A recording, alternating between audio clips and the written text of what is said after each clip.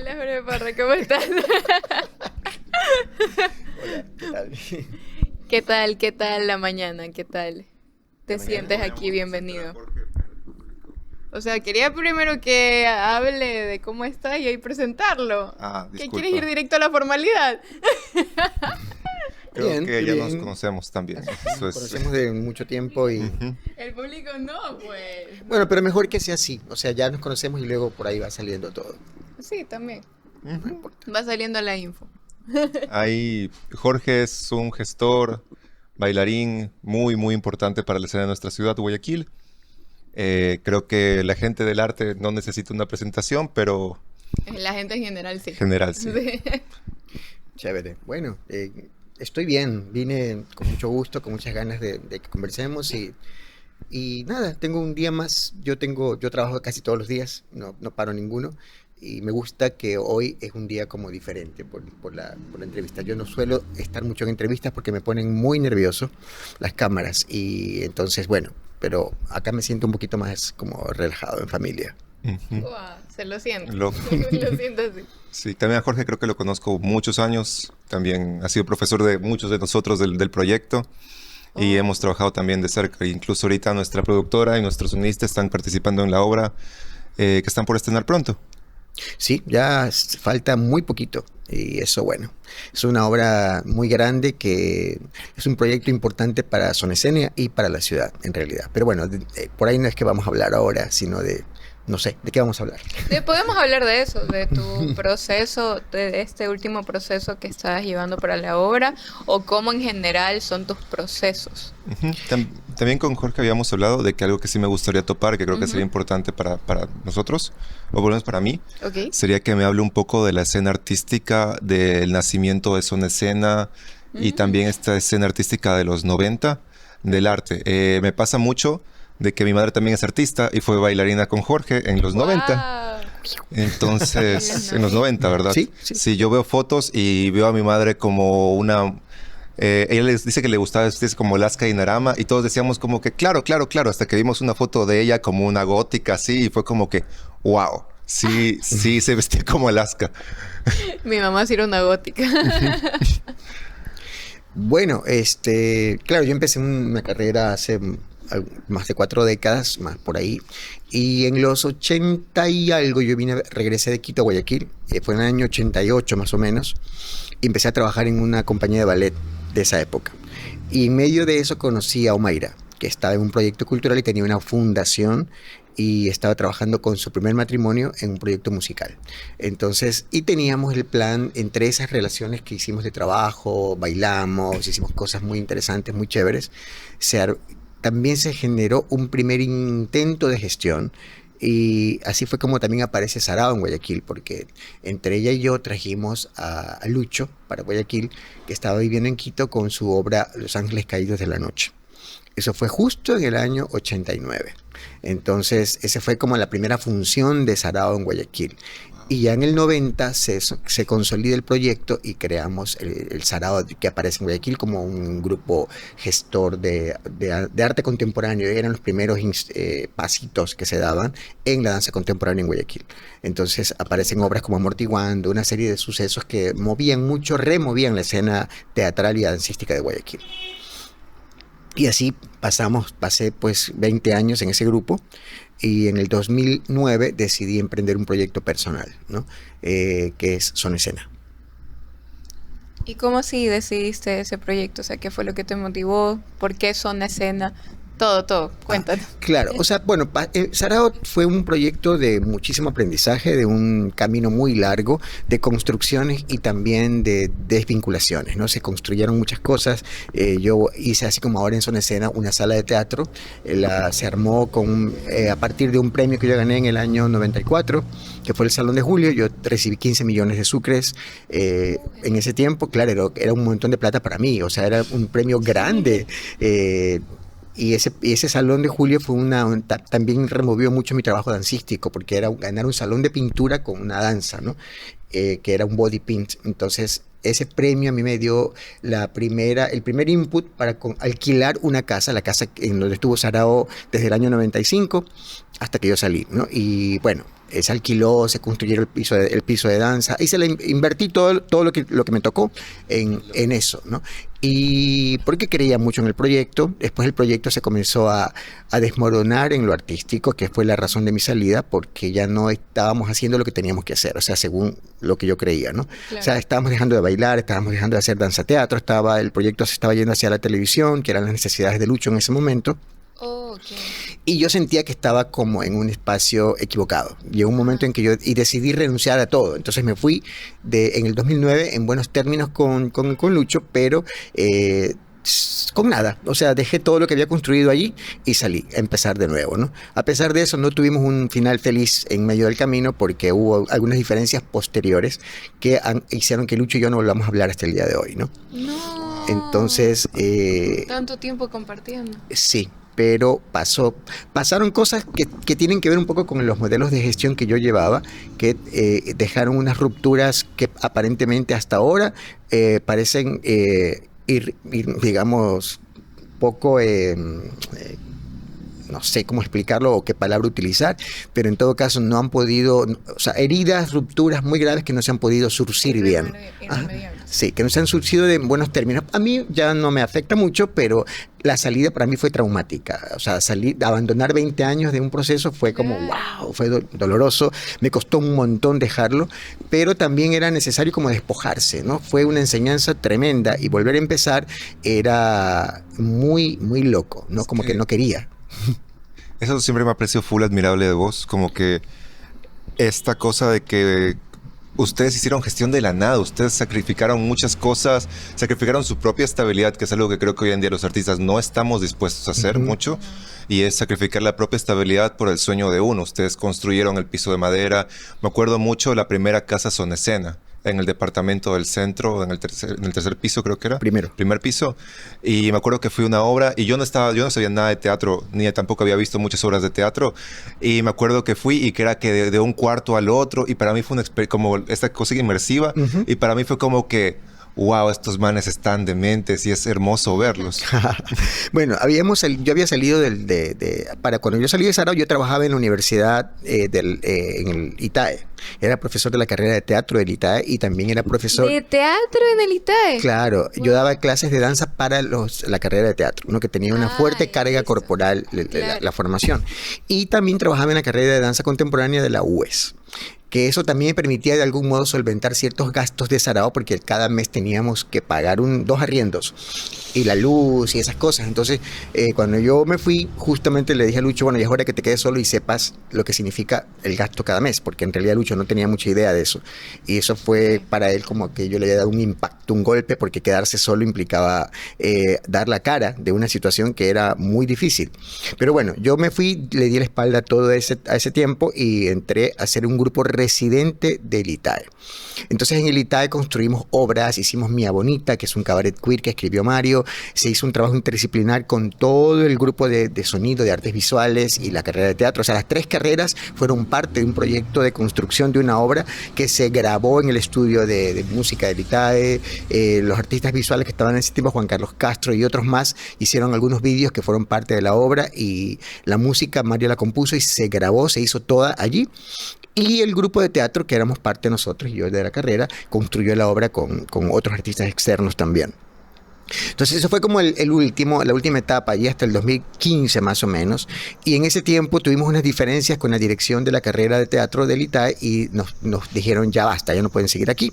Ahí entré a mi departamento. Entonces yo dije, bueno, o sea, salimos de este lugar, pero yo tengo mi casa, entonces mi casa se convierte en el espacio, así que movimos el comedor, que era el espacio más amplio, y comenzamos a entrenar ahí.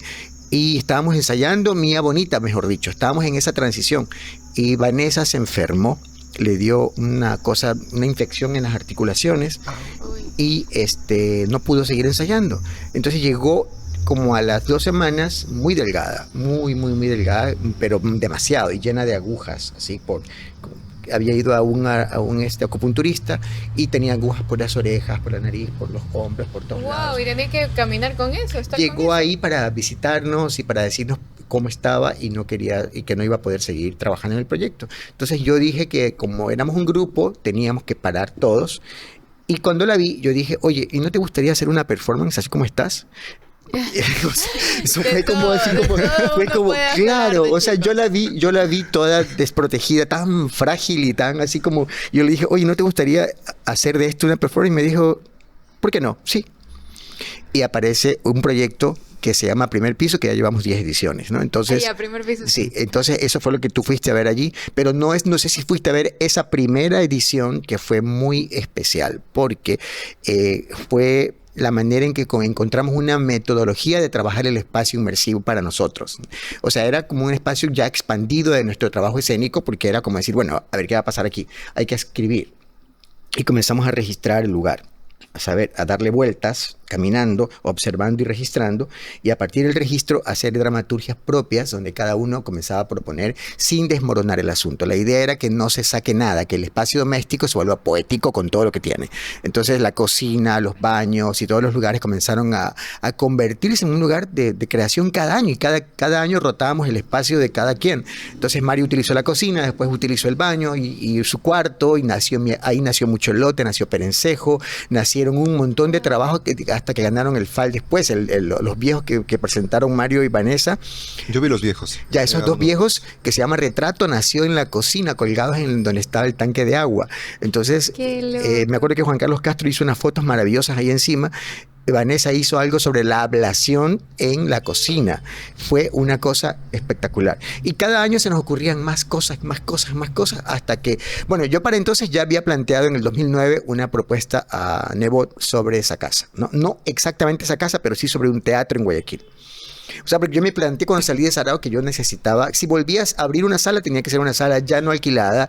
Ya la experiencia me había enseñado que lo necesario era tener un espacio que no tenga esa, que no genere deudas, por lo menos por renta, ¿no? Ok. Entonces, Melissa Nebot me había llamado para ser voluntario de una fundación en la isla Trinitaria. Entonces yo fui a ser voluntario, fui a trabajar con los niños allá, y en una de esas le dije, bueno, no es para que me devuelva el favor, pero sí necesitaba yo una cita con Nebot porque no era posible conseguirla directo. Entonces me consiguió una cita en su casa, fui a su casa un sábado. Casual. Sí, casi casual. Entonces, en un sofá mucho más grande que este, sale Nebot en chanclas y en una... ¡Qué experiencia! Sí, sale Nebot en chanclas y en una bata de dormir, así, sale asiente y me da unos golpes en el hombro y me dice, ¿qué tal, mijito? Aquí está, me dice, mija, tienes un proyecto bueno.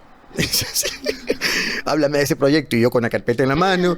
Entonces le cuento el proyecto y me dice, sí, en ese mismo rato el man llamó a Melvin Hoyos, llamó a como 4 gentes y les dijo que su hija le había recomendado un proyecto y que por favor lo reciban y que lo comiencen a encaminar. Entonces llegué al lunes, ya estaba yo citado en el municipio con Melvin Hoyos, con la gente de proyectos específicos y todo lo demás, porque era como se conseguían las cosas en Guayaquil, y sigue siendo así. O sea, lamentablemente, bueno, los fondos públicos no tanto, pero algunas cosas como estas tienen que ver. O sea, igual pasa con el Muégano. O sea, el apellido de Santiago juega un papel fundamental en conseguir una cita con alguien. Era mucho. Yo empecé primero, él empezó después, pero él tuvo la casa primero.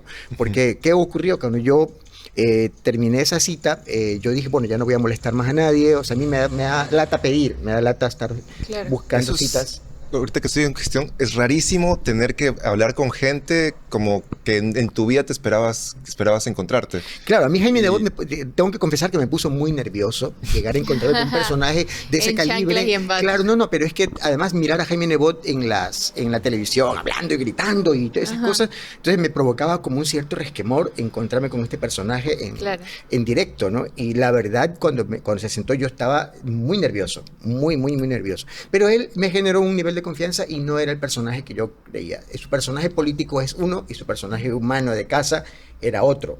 Ya, era un personaje bastante sensible, o sea, me sorprendió un montón Wow. la conversación que tuve con él y la relación de él con su hija, muy bacán, muy, muy fresca y de mucho cariño, y nada que ver con esto, ven para mearte, por ejemplo, o sea, ese tipo de Ven cosas, para mearte, no ese había tipo de ni nada de eso, ¿no? Un Entonces, caballero. sí, era un caballero y una persona loco. sensible al arte. Hablamos de cosas de películas, de cosas que coincidían con él. Le gusta mucho el cine. Entonces tenía un gusto por el cine y tenía montones de películas y hablamos de cosas. Entonces fue como, wow, otra cosa, ¿no? Y cuando ya fui a la cita, tuve 3 citas otra vez en su casa por segunda vez para hablar de ese proyecto, y la tercera cita ya fue en el Salón de la Ciudad con los concejales. Pero esa tercera cita, ahí ya lo vi a Nebot como era. O sea, llegó, estaba reputeando a todos los directores de área porque no habían cumplido metas y el man se Ok. acordaba de todo. Espérame que yo... Y cuando llegué, el man no tenía apuntes, se acordaba de cada cosa que habíamos hablado en la reunión algunos 2 o 3 años atrás, porque ya habían pasado tiempos y el proyecto no avanzaba, ¿no? Wow, ¿se Entonces, acordaba? se acordaba de cada detalle, hermano. Así. Entonces, bueno, volvió a llamar a alguien de proyectos específicos que ya había cambiado incluso el nombre de la dirección, ya tenía otro, ya se llamaba la Duar, ni sé qué, y el asunto no avanzaba.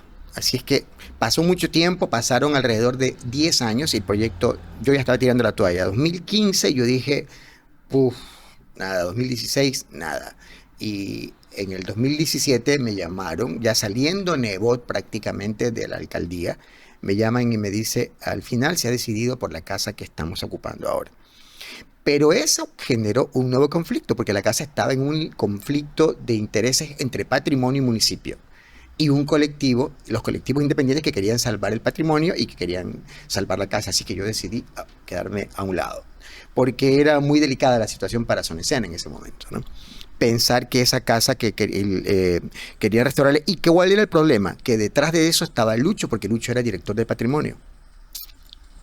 Entonces había un problema muy serio, porque había la decisión de no permitirlo, ¿no? Había una resistencia tremenda. No solo pasó allí, pasó también en un fondo que yo tuve cuando me fui por los festivales, porque esa fue la razón por la que nos peleamos Lucho y yo finalmente, no porque yo me fui, sino porque hicimos acuerdos que él no respetó y que luego cuando pasó el tiempo, pasó un año, en el 2010, me llama alguien de México y me dice, oye, me acaba de llamar una persona que es el nuevo director de Sarao, que estoy aplicando a un festival que se llama FIARTES y me dicen que mande y le digo, pero si te mandaron allá la convocatoria, mándasela allá, yo no te he invitado. Me dicen, no, pero es que como tú siempre has sido el director, quería preguntar. Le digo, no, mándasela allá. Entonces yo lo llamo a Lucho y le pregunto qué pasó. Hicimos acuerdos, que tengo ahí con mails, de que los festivales se quedan conmigo porque eran mis proyectos. Y además no son objetos, son proyectos que hay que financiar, son papeles, Claro. o sea, son ideas, ¿no? Entonces el man me dijo, ya, Daniel es el nuevo director de Sarao y pues tienes que hablar con él. Y me cerró el teléfono. Y yo, no. Lo vuelvo a llamar y me dice, ya te dije que Daniel es el nuevo director. Y me volvió a cerrar el teléfono. Lo vuelvo a llamar y le digo, oye, yo no trabajé con Daniel 20 años, trabajé contigo, ¿qué pasó? Te vuelvo a repetir que Daniel es el nuevo director y me tiró el teléfono. Y ahí se acabó la amistad para siempre, ¿no? Claro. Entonces yo me fui al IEPI, registré los festivales y apliqué a fondos al Ministerio de Cultura y gané los 2 fondos, ¿no? Por eso siempre tener el IEPI en orden. Ese es un... Yo no lo había registrado nunca porque había una relación especial, era un proyecto de Claro. grupo, era un colectivo, era una cuestión, pero en ese rato yo ya me puse pilas y lo que hice fue registrarlos, los registré, y cuando llegué a firmar el convenio en jurídico del Ministerio de Cultura, porque no existía IFAI todavía, me dicen, lo siento mucho, pero ahí en ese tiempo Lucho ya era director de Cultura de Relaciones Exteriores, tenía un cargo de poder importante. Claro. Entonces había mandado una carta diciendo que no me lo apoyen porque yo me había robado esos proyectos. Entonces, Wow, el man me dice, lo siento señor Parra, Está pero bueno. no le podemos dejar firmar los convenios porque hay una orden directa desde allá que usted no puede hacer esto. No. Entonces yo fui armado. Saqué mis títulos de propiedad y le dije, lo siento, pero usted no me puede decir que no, porque los proyectos, pues, el señor Mocay puede decir lo que sea, pero estos son documentos legales. Y tuvieron que Claro. aprobármelos. Pero a partir de allí no me dieron más fondos hasta que Lucho salió de allí. Entonces, No puede después de ser. eso, esta fue una guerra muy difícil con Lucho. Por eso es que la herida ha sido tan dura, porque yo comencé a hacer Mutis, él publicó ese mismo año en Diario Universo que yo había dejado me había robado como $30,000. Entonces, y comenzó la gente de cultura del medio me comenzó a ver como bicho raro. Yo no sabía qué es lo que había pasado hasta ver la publicación.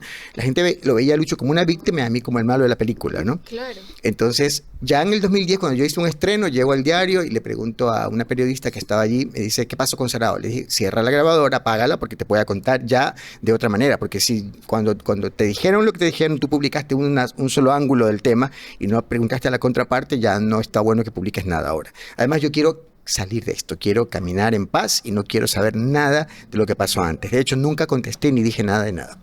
Las cosas tienen que caer por su peso y así fue. Entonces, nada, eso fue como la transición de todo este proceso de salir de Sarao y de transitar un poco este asunto vengativo que tenía Lucho contra mí, porque comenzó a caerse el proyecto, comenzó a declinar hasta cerrarse como está ahora, que ya no existe, ¿no? 2017, pues regresamos en el tiempo por ahí, yo hablo con Nebot de nuevo, me dicen, bueno, ya nos vamos a ir, ya se va a esa alcaldía, de hecho ya no podía volverse a elegir, y dejó el financiamiento para que se construya el edificio. Se construyó el edificio. O sea, una de las cosas que hizo antes de irse fue, voy a ayudar, no te preocupes, te voy a ayudar y esto va a salir porque va a salir. Ajá, va a salir porque va a salir. De hecho, el proyecto se llama Teatro, Casa de Teatro Son Escena, ¿no? Así se llama originalmente. Ellos le pusieron teatrino, Casa de Teatro Son Escena, le agregaron la palabra teatrino antes porque es un espacio pequeño. Una cosa absurda, pero le pusieron teatrino. Así que la misma municipalidad lo reconoce como teatrino. Al final, en el 2019, recién se terminó de construir el proyecto, me llamaron para revisar detalles arquitectónicos porque yo necesitaba que el salón tenga altura, que sea un espacio amplio, que hayan camerinos, que hayan un local comercial abajo que nos permita buscar modelos de financiamiento. A partir de allí, yo había presentado un plan completo, incluso con un espacio de residencia para que artistas puedan llegar y hospedarse en la casa cuando sea necesario, que son 2 habitaciones que hay arriba, que ahora mismo no las podemos usar porque hubo mucha filtración en la terraza. Se hizo una terraza y a pesar de que pedí que lo arreglen, nunca lo arregló el municipio de Cintia Viteri. Entonces, estamos arreglándolo nosotros ahora, ¿no? En esta etapa. Es una inversión nueva que estamos haciendo. En el 2020, Cintia Viteri entrega la obra pública y nosotros la inauguramos en pandemia, con mascarillas bailando ahí. Sí, tengo una toma de que fuimos al teatro antes de que lo inaugures y que estabas ahí y era loco también. Me acuerdo que en esa época te vi emocionado. Me acuerdo que cuando entramos saltaste, como que, tía, ya tengo la toma y das un brinquito de felicidad. Como que esto es el teatro. Y yo como que... Claro, es que habían pasado 12 años desde de esa gestión y era como... No todo el mundo aguanta 2 años de gestión. Y era una cosa de locos, o sea, que suceda, que finalmente se dé. Porque además, ya te digo, hasta el último, Lucho había resistido para que no suceda, ya por el tema de patrimonio. Al final, Nebot dijo, a ver, me acuerdo que contestó esto, dijo, si ustedes lo quieren hacer, restaurarlo, que me compran el edificio porque yo les expropié y lo pagué, ustedes lo restauran como creen y ya, porque yo voy a hacer un teatro. Al final, Patrimonio no tenía ese presupuesto y tuvieron que ceder y se hizo el teatro, ¿no? Okay. Y así es como en el 2021 finalmente nos entregaron la sala, oficialmente. Y a partir de ahí yo salí de mi departamento de primer piso, de lo que era donde estábamos trabajando, y comenzamos a habitar el teatro actualmente. Habitarlo implica otro camino de gestión para convertirlo en una sala operativa, con recursos técnicos, con espacios con telas, con luces. Los camerinos existían como espacio, pero no había un solo telón en la sala. O sea, el municipio nos entregó la casa pelada completamente, ¿no? Claro. Bien hecha, pero pelada. Claro. Entonces, eso no nos... O sea, es una ventaja y es una bendición, si tú quieres, pero necesitábamos habilitarlo para teatro. Un momentito, que estamos en Latinoamérica. Estamos en Guayaquil y hay pregoneros. Así es que nada, entonces a partir de ahí nos dimos a la tarea de comenzar a encontrar, buscar gestión, buscar recursos, buscar fondos para comenzar a habilitarlo y también hacer inversiones propias porque no todo se puede hacer así. Bueno, hemos asumido una deuda personal entre Mario y yo de $25,000 que todavía estamos intentando pagar, ¿no? Porque esa fue la primera inversión que hicimos para comprar centrales de aire, porque no se puede cerrar una sala sin aire acondicionado en Guayaquil. Son 3 centrales de aire fuertes, de costos altos, que había que ponerlas y bueno, después telones, después equipos de audio, después equipos de luces. Para el camerino. Sí, las luces para los camerinos y tal. El año pasado ganamos un fondo para mejorar la parte técnica, comprar mejor sonido y comprar luces profesionales de verdad, que eso es un fondo que ganamos con el Ministerio de Cultura, con el IFAI. Y lo hemos terminado a finales del año pasado. Y ahora ganamos un fondo para la obra que es Picasa, ¿no? Picasa vuelve a casa, que era algo que teníamos en cabeza porque cuando llegamos a la casa queríamos saber quién habitó la casa, de dónde. Como la casa perdió toda su memoria histórica al reconstruirse como edificio, para nosotros era necesario encontrar... encontrar qué había en la casa y cómo podemos, más allá de, porque no se le puede devolver el patrimonio a lo que se le quita, pero sí se puede encontrar qué hubo allí, qué memoria hay y cómo convertir el espacio en un lugar donde lo patrimonial sea realmente lo artístico, porque ella fue una pintora que hizo un gran trabajo en Guayaquil. Y entonces recuperar un poco la memoria de esa mujer que hizo un trabajo espectacular en Guayaquil. Era una mecenas de una familia de clase muy alta aquí en Guayaquil con mucho dinero, y era una mecenas de lo que llamaban en ese tiempo los melenudos, que era la clase lumpen de esa época, de los 50, 60, 70, que es donde ella habitó en su tiempo. Entonces comenzamos a indagar, encontramos a los hijos que están viviendo en Estados Unidos, encontramos alguna familia. Entonces se comunicaron con ellos, los entrevistaron. Lo vemos ahora, y ahora van a venir para la inauguración, para el estreno. ¡Qué hermoso! Vienen 8 familias de Estados Unidos, otra gente desde Lima y un montón de gente de Guayaquil que están vinculados a nivel de apellidos. Entonces es un fenómeno, porque para nosotros han ido apareciendo cosas, apareciendo, y eso ahora se convirtió en un formatote, de un performance con un formato gigante, ¿no? Es como una obra arqueológica. Sí. Fíjate que vamos a poner toda la fachada del mapping desde afuera, con toda una cuestión que tiene que ver con la historia de ella y de sus pinturas adentro también. Toda la casa está como primer piso, inmersiva, pero dentro de las condiciones actuales de la casa, ¿no? Entonces van pasando todas las cosas. De hecho, vas a ver que la publicidad dice primer piso por alguna parte, porque el primer piso es un sello, es una marca nuestra que implica ese tipo de trabajo de indagación, ¿no? De investigación alrededor de los espacios, de las gentes o de cómo nos confrontamos a un proceso de creación actualmente. Así es que nada, adentro hay música en vivo, hay cantantes, hay de todo. Ganamos un fondo para gran formato y estamos haciendo un gran formato. Wow. Qué increíble. Lo del mapping, ¿desde cuándo empezaron a implementar el mapping? En el 2015 hicimos una obra que se llamó Huésped. Okay. Invitamos a una coreógrafa mexicana que hizo Huésped, y ella incorporó un trabajo distinto, no mapping, pero sí un trabajo audiovisual interesante, que era con un celular en escena, donde había una especie de wifi que no era con internet, sino interno entre el proyector, el computador y el celular. Y lo que hacíamos era generar fotografías o imágenes en video que salían en tiempo real en escena, ¿no? Eso pues, fue como la primera cosa que hicimos con tecnología, digamos, con audiovisuales y tal. Y después, bueno, Mía Bonita había sido un trabajo también así, pero no de esa manera. Y ya después comenzamos a indagar con el mapping, ¿no? El siguiente trabajo fue un cabaret que hicimos alrededor del espectáculo de Guayaquil desde 1895 hasta 1970, indagando sobre los teatros de la ciudad. Y entonces, y los artistas que llegaron, entonces hicimos una recreación del mundo del espectáculo del Guayaquil hasta los 70 más o menos. Y ahí ya teníamos mapping, construimos escenarios parecidos a los teatros antiguos, que tú llegabas y podías ver como que habían palcos y cosas, y todo era producto del mapping, ¿no? Después, ya no hicimos más mapping hasta ahora, que hicimos hicimos algo más, una obra que se llama Eco de Dos Orillas. Sí, eso fue lo que yo vi. Sí. Eco de Dos Orillas, que era un trabajo más ligado a la poesía de Ecuador y Nueva York. O sea, la mezcla de los dos, sí. Exacto. Y este es el siguiente trabajo que estamos trabajando con Luis Ramírez, que es el que nos ayudó en el mapping pasado, y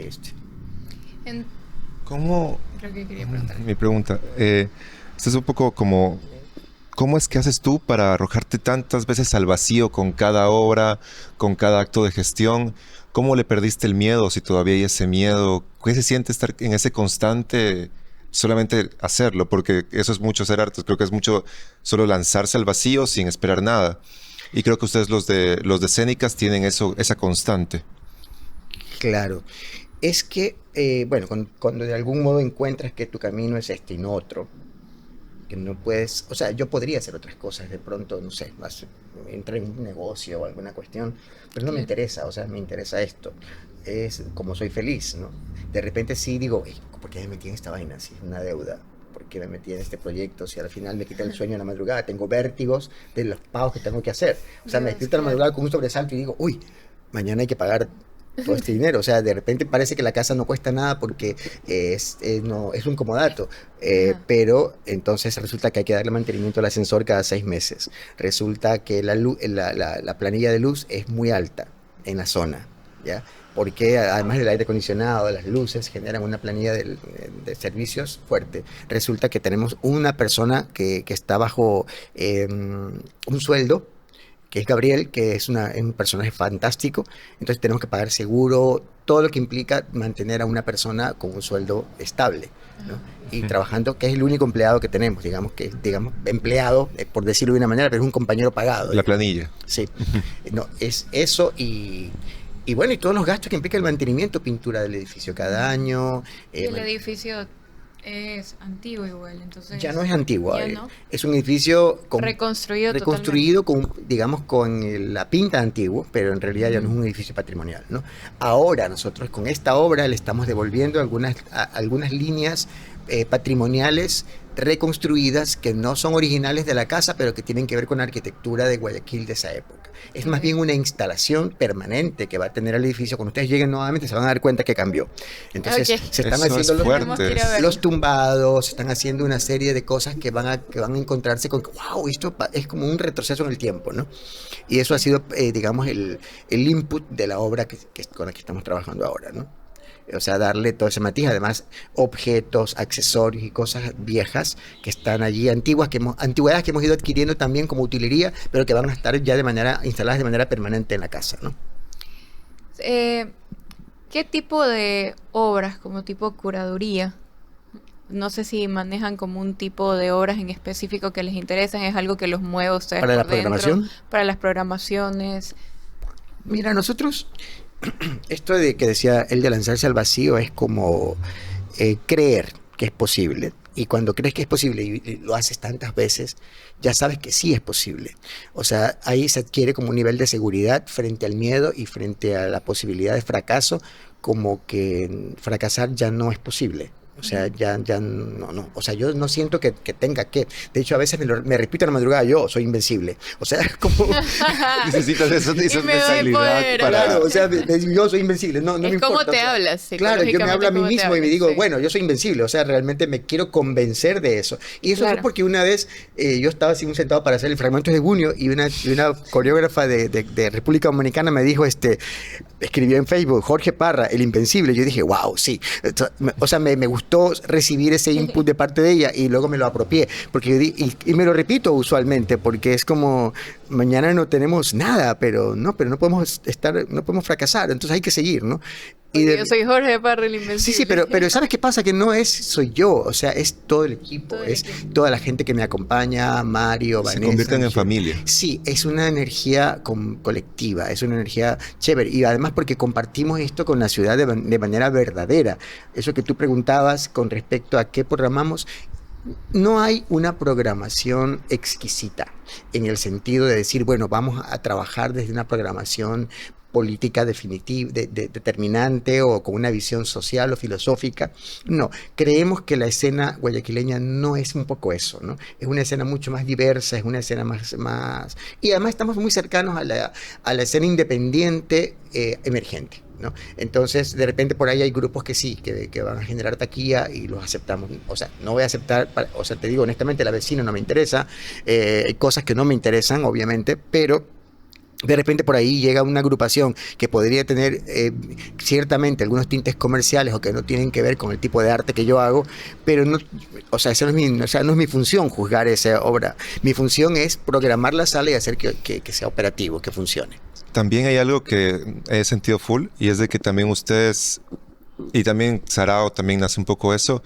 Me imagino que en su escena, cuando empezaron, ustedes eran los bichos raros. Sí. Porque fueron los primeros independientes de Guayaquil, saliendo de una tradición clásica y recién empezando con exploraciones de lo que para nosotros es contemporáneo.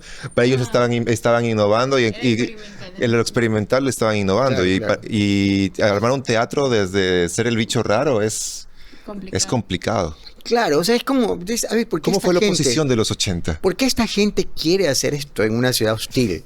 Donde la gente no quiere ir al teatro o no quiere ver danza contemporánea porque les parece raro. O sea, por ejemplo, la gente dice, la danza contemporánea no la entiendo. O sea, yo digo, no tienen que entenderla, tienen que sentirla, ¿no? O sea, es una cuestión que todo está en base al entendimiento. Claro. Bueno, pero eso también tiene que ver un poco con la ejecución, porque si hay una ejecución de danza contemporánea que es sobre pretexto de ser contemporáneo y de ser abstracto o de ser así, flojo, no tiene fuerza, no tiene técnica, no tiene recursos solventes como para conmover o para perturbar de algún modo al espectador. Entonces Se también, justifica en el concepto. sí. Entonces yo sí creo que sí es necesario, no el virtuosismo per se, pero sí niveles de calidad que sean fundamentales para que el espectador que va a pagar sienta que no está yendo a pagar algo por algo que no vale la pena, ¿no? Un poco como lo que dijiste de tu amiga, que no podías bailar, no podía caminar y que igualmente montó la obra desde ahí, pero montar la obra desde esa visceralidad del hecho de, puta, no puedo bailar, pero quiero hacer el performance. Es creo que tengan corazón también en los pasos, en el movimiento. No, en lo que hagan. hay un nivel de profundidad, de organicidad en todo eso que hace que el espectador llegue y, o sea, si tú llegas y ves a Vanessa, si hubieras llegado ese día y veías a Vanessa subida en una escalerita de madera que yo tenía ahí, que además la utilizó para ser parte de esa instalación, ya, y un cuerpo instalado que apenas se podía mover, pero que el esfuerzo de apenas tenía tanta fuerza interior, entonces era como, wow, o sea, era muy conmovedor, realmente, muy conmovedor. Y así comenzamos a entender un poco este asunto de la danza teatro. O sea, como en los 80 preguntabas, o sea, era rarísimo porque la gente, primero, había algo interesante en Lucho, como dramaturgo de ese tiempo, que él componía piezas que estaban vinculadas a cierta identidad guayaquileña a niveles de identidad y trabajaba el humor como recurso y hacía que la gente sí le interese, ¿ya? Entonces, cuando estábamos en escena, normalmente sí había interés por ver a Sarao, porque había una propuesta estética muy innovadora, que además hablaba de la ciudad y que por otro lado tenía ciertas dosis de humor que nos permitían conectar con el público, ¿ya? Entonces, era muy chévere eso porque presentamos, por ejemplo, Amortiguando, era una pieza muy loca que hablaba de una mujer de una ama de casa que estaba sola y que de repente comenzaba a alucinar leyendo revistas, oyendo la radio, mirando un programa de televisión y todos los personajes que alucinaba ser ella mismo iban apareciendo del refrigerador mientras cocinaba y picaba cebolla. Entonces era mágico porque salía del refrigerador, ella se imaginaba que era una bailarina clásica que se casaba con un general de un país extraño y todos los personajes salían del refrigerador y ella desaparecía y aparecía. Yo, por ejemplo, hice la primera dama que bailaba en puntas, lo hice yo. Y Lucho hacía el general. Entonces ella se imaginaba eso y esos personajes iban cobrando vida y luego ella se sorprendía de ver hasta dónde su imaginación había llegado. Y había mucha magia y mucho humor en todo eso. Entonces el público se sentía wow. Y era bien chévere esa gente. Por eso, cuando comenzamos a perder todo ese camino que íbamos ganando, yo sentía que ya no tenía mucho que hacer en Sarao. Entonces ya me sentía como bicho raro dentro del proyecto y ya era tiempo de partir, ¿no? Como corresponde.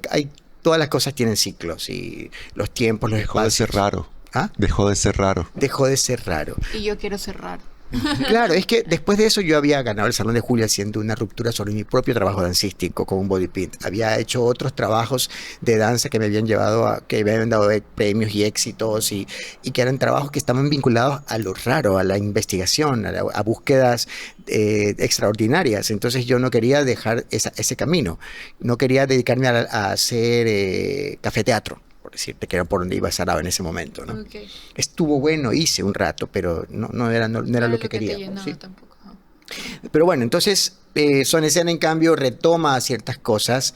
Yo cuando empecé Son Escena también empecé a replantearme cómo iba a bailar ahora de nuevo, saliendo de Sarao, ¿no? De qué manera se iban a replantear los proyectos corporales, dancísticos, y tuve una época de introspección para replantearme cosas desde los entrenamientos, las formas estéticas en las que iba a trabajar. Aparecieron las cuestiones estas con mapping, con vídeo, un diálogo con otras artes, trabajar más la interdisciplina, y bueno, eso ha ido evolucionando un montón. ¿Podrías darnos un consejo a las nuevas generaciones de artistas que están viniendo, que ahora que eres profesor de la Universidad de las Artes los tienes más a primera mano? Y también cómo has visto la escena contemporánea nuestra en relación a la escena de los 80. ¿Cuál sientes que ha sido el cambio? Y también si podrías aconsejarnos como artistas más nuevos. ¿A qué podríamos volver? Han pasado como dos cosas, ¿no? Primero, la presencia del ITAE como una institución de educación superior tecnológico que generó como muchas expectativas en la ciudad entre la música, las artes visuales y el teatro. O sea, fue como, además, Eso, más la escena independiente ha dado lugar a la Universidad de las Artes después, ¿no? Y la Universidad de las Artes ha tomado todas esas cosas desde ciertas perspectivas políticas, filosóficas, para generar un proyecto de educación que ha ido generando también artistas con otro nivel de pensamiento que están en la ciudad. A mí a veces eso me preocupa un poco porque veo como muchas cortes, muchas generaciones hacia afuera, pero que como que hay poco nivel de productividad. Entonces, yo cuando Sí. yo trabajo con los jóvenes de danza o de teatro, siempre les estoy hablando de la escena independiente, de que la universidad es una burbuja de la que tienen que salir corriendo y que además tienen que conectar durante su proceso con la ciudad, comenzar realmente a conectar con el tejido cultural, artístico que la ciudad ya tiene, porque de repente la universidad, por su visión política, por su visión estética, mi opinión es que la universidad está de espaldas a Guayaquil, por ejemplo, ¿no? Mira, Está qué completamente fuerte. de espaldas a la ciudad. Entonces como que nadie sabe, nos vemos entre nosotros y dentro de la universidad. Todos nos Creemos que aplauden, somos la escena, pero vamos los mismos los pelagatos a los mismos de mismos eventos de siempre. la U. O sea, que ya no son Claro, y tampoco todo, pelagatos, son tenemos que algunas, todos ir ahí. Generaciones. algunas generaciones, y Sí, son los claro. alumnis, son los profes, son Ajá. los estudiantes de cine, de danza, de teatro, que nos vemos y todo está colapsado en la burbuja de Manzana 14 y la universidad, ¿me Sí. entiendes? Entonces, es como que yo digo, a ver, ¿y cómo es que nos conectamos con la ciudad? Entonces yo siempre Claro. estoy siendo como el disidente de todo eso. De hecho, no he sido muy bien visto en la carrera donde yo trabajo por eso, porque he tratado de sacar a los estudiantes hacia afuera a producir. A producir. Y yo creo que eso es lo que hace falta. Una Más estudiante gente que se lanza al vacío. que se a lanza en el crear. vacío. Hay un estudiante que es Nadia, que ha sido como, así como mucho discípula de mi trabajo. Entonces me dice, profe, ¿y ahora qué pasa? ¿Por qué no hay público para danza? Le digo, porque no hay danza para el público. Hay que producir danza. Entonces, si no bailan, si no producen danza, ¿cómo pueden esperar que haya un público? O sea, tienen que hacer lo que tienen que hacer. O sea, es necesario producir frente a cualquier dificultad. O sea, mira, nosotros no teníamos nada y mi departamento fue un lugar que incluso nos daba de comer porque no teníamos trabajo y lo que pagaba el público por ver primer piso nos permitía comprar comida la semana. ¿Ya? Mira. Entonces era como, wow, o sea, hay que vivir de lo que haces. O sea, hay que Ajá. plantearse esa necesidad de que lo que tú haces, de que tu carrera te da de comer. Porque si no, si tú decides hacerlo a medio tiempo, el trabajo es a medio tiempo. Y en medio Y tiempo las me ganancias suena a medio mediocre. tiempo. Entonces es como decir, bueno, ese medio tiempo significa que voy a trabajarle una parte de mi vida nomás No, yo quiero darle toda mi carrera, todo mi tiempo. Yo trabajo alrededor de 18 horas diarias en esto. Ya.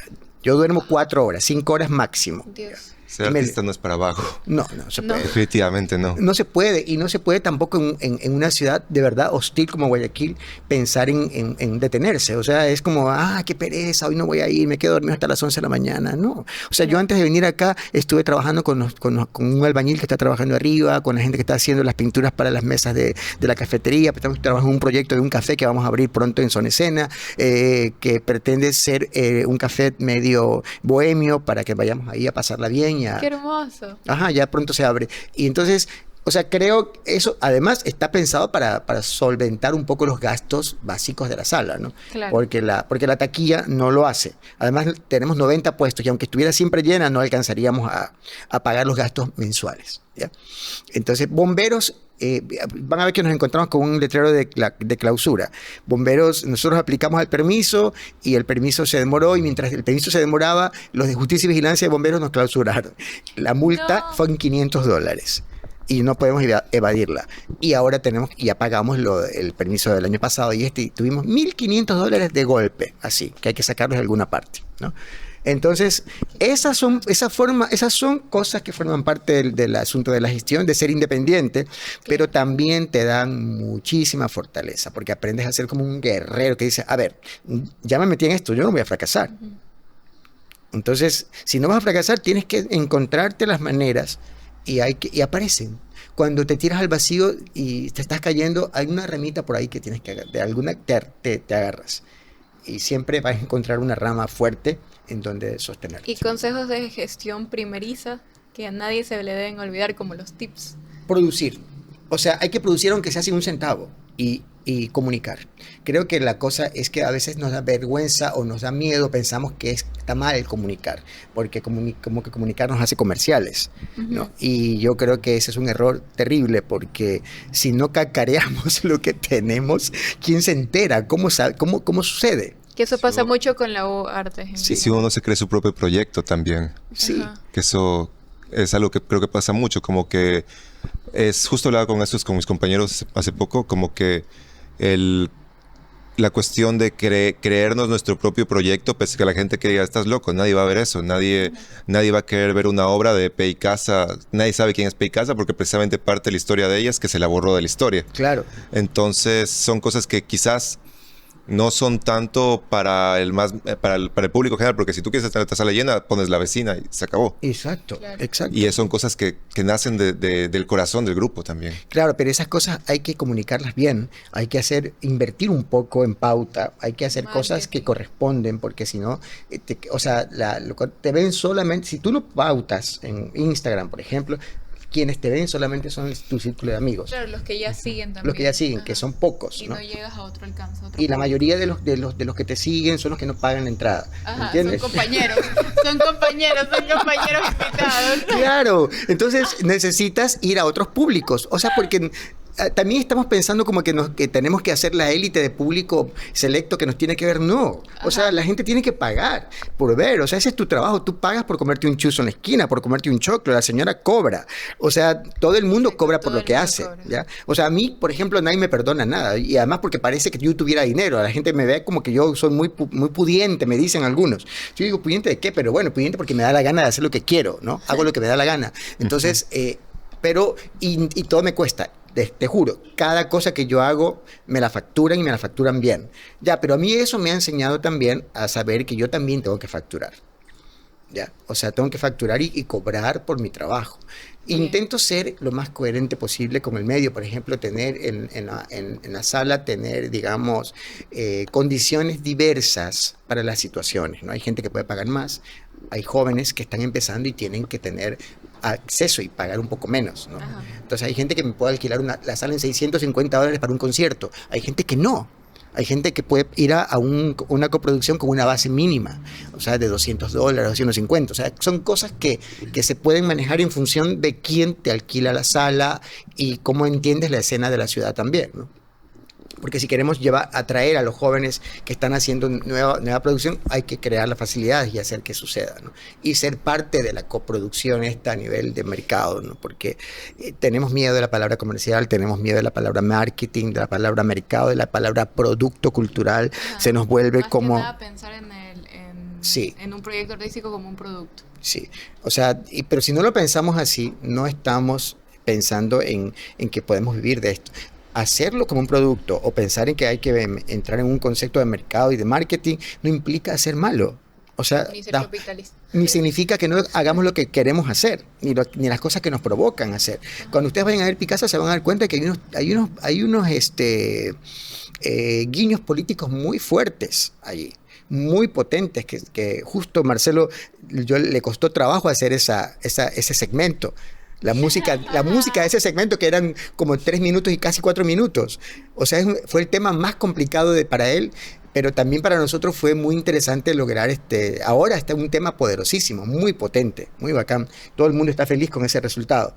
Pero la obra está allí en dos universos, ese universo de la familia que está viviendo un estado de opulencia y de repente afuera de la ciudad, en el mismo escenario, ocurre algo como las protestas del 15 de noviembre de 1922 que terminan en una serie de muertes, ¿no? Claro. Entonces, todo eso la obra lo plantea, porque históricamente ocurrió. Entonces, todos esos guiños de abajo sobre el tema de la moneda, el uso de la moneda de Hacienda y el sucre, ¿ya? Están planteados en la misma obra. Y Picasa fue un pretexto para hablar de ese tiempo, ¿no? También. Muchísimas gracias, Jorge. Con ustedes, Jorge Parra. Gracias a ustedes, he hablado demasiado. No, hablaste perfecto. Gracias.